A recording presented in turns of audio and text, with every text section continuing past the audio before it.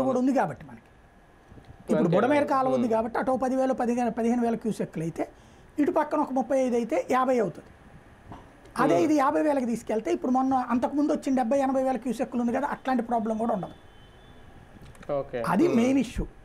అది కాకుండా ఈ ఆక్రమణలు అనేటటువంటి పదానికి ఆ కాలువగట్ల మీద కొట్టారనుకోండి, లేబర్ అయ్యేయో మాది అంటారు. ఇకపోతే పరివాహక ప్రాంతం కొట్టాలంటే ఓ 10 లక్షల ఇల్లు కొట్టాల్సి వస్తుంది.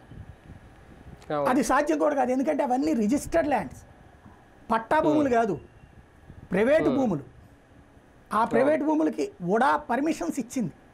అసలు ఉడానే కాలనీ వేసింది కదా. ఇప్పుడు నిన్న మునిగిన దాంట్లో లేబర్ కాలనీ ఉంది. లేబర్ కాలనీ అనేటటువంటిది రాష్ట్ర ప్రభుత్వానికి సంబంధించిన లేబర్ డిపార్ట్మెంట్ కాలనీ. అది ఏపీ హౌసింగ్ బోర్డు కాలనీ ఉంది, అదెవరిది? హౌసింగ్ బోర్డు డిపార్ట్మెంట్ది కదా. అది ఆక్రమణ కిందకు వస్తే దాన్ని కూలుస్తారా? లేదు. భవానీపురం అక్కడే ఇది ఉంది, వ్యాపారస్తులది హోల్సేల్ మార్కెట్, ఇటు పక్కన ఐరన్ మార్కెట్, అవన్నీ కార్పొరేషన్ పర్మిషన్ ఇచ్చి కట్టించినాయి కదా. అట్లాగే మైలవరం దగ్గర కొండపల్లిది మునిగింది, లేదా ఆ దారిలో ఉన్నట్టు అంబాపురం మునిగింది. అవన్నీ అక్కడ ఉన్న వెంచర్లన్నీ ఎవరు ఇచ్చింది పర్మిషను? కూడా అర్బన్ డెవలప్మెంట్ అథారిటీ సిఆర్డిఏ ఇచ్చిన పర్మిషన్స్. అట్లాగే నందమూరి నగర్ ఇవన్నీ ఆ తర్వాత పర్మిషన్స్ ఇచ్చినాయి.